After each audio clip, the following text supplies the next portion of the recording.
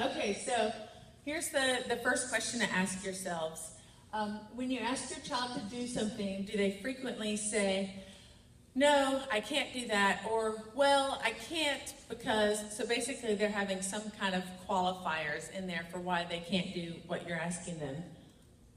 The next sign is your kids often throw a temper tantrum or get furious if you're not allowing them to do what they want.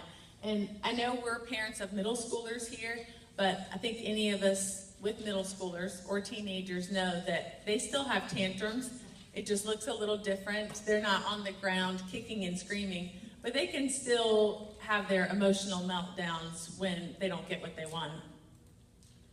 The next sign is, do you often find yourself doing that endless cycle of threatening, warning your kids, but it never seems to go anywhere, and you just keep doing the same threats and warnings over and over? Okay, a few more signs.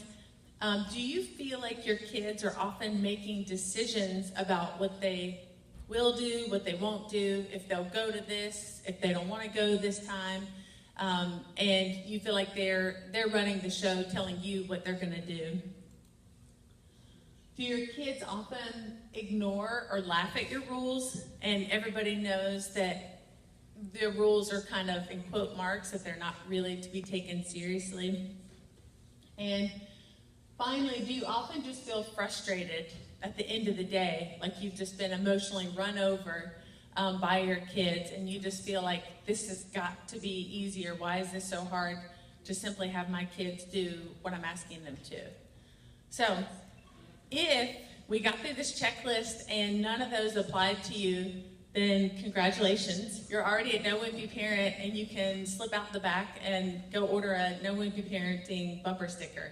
I've got mine on my car, but I'm still a work in progress too. And I will say that I didn't mention that with my introduction, but we do have a 13-year-old and a 10-year-old. And my husband is videoing this for my website, so in case y'all thought I had a creepy super fan in the front row, he is with me. But we are not perfect with this philosophy either. It's always a work in progress. Of course, having kids, no one is perfect, even with a child psychologist degree and all my years of practice. It's a daily struggle, and I'm in the trenches with you guys. So no one slipped out, so that means good. You all must have had something that resonated with you with the checklist.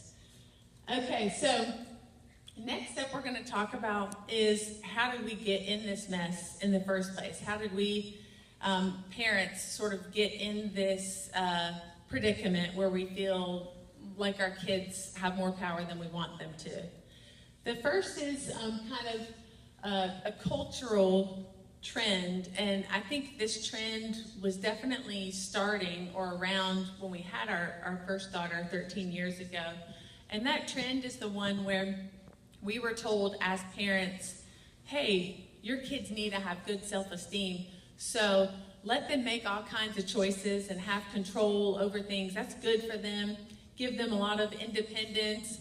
And we all loved that message, and so we started letting our kids do what they wanted to do and wear their tutu to church because we didn't want to fight with them or whatever. So it is a good message. Kids do need to have some control and make some choices.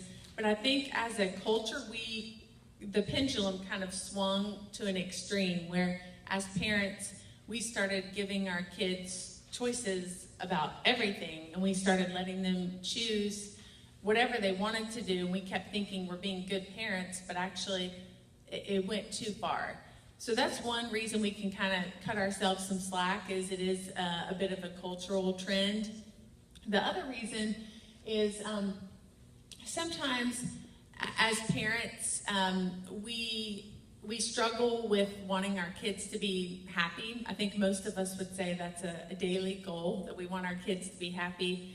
And if you think about it, when they're babies, it's so simple.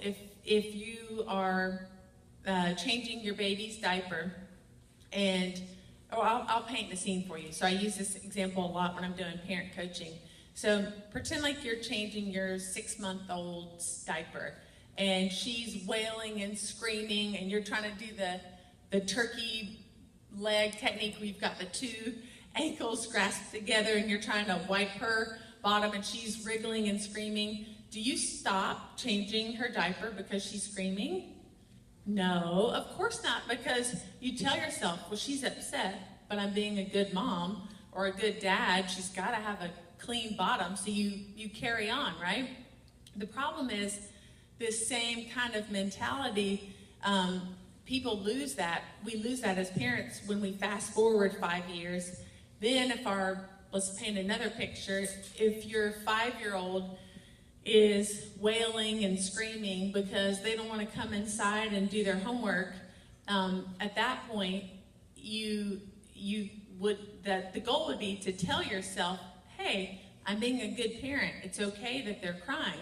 Just like you said when your baby was crying with her diaper change. But a lot of us, when it's a 5-year-old here crying, we think, oh no, we must stop the crying no matter what it takes.